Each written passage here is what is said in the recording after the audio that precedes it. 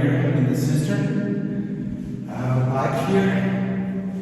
We're gonna install our valve and leave it clean, and soon we'll be ready. Right there. Sweating a little bit.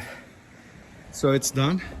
You can see down there, the valve is there, right way in the bottom. Maybe we should put something to hold this pipe down there, a bracket or a bracer.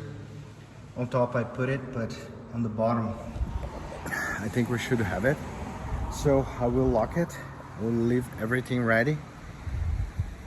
But maybe you wanna, before you fill in, it's all clean, I sterilized, you want to put a bracer down there, or maybe even a rock to hold, or no, it's better a bracer away from the wall.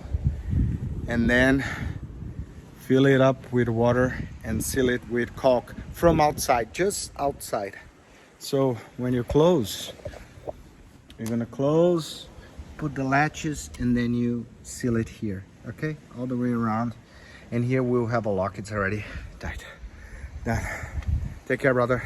St. Croix, Virgin Islands, DIY, shipping container in the Caribbean. Crazy shit. Ooh, I'm tired.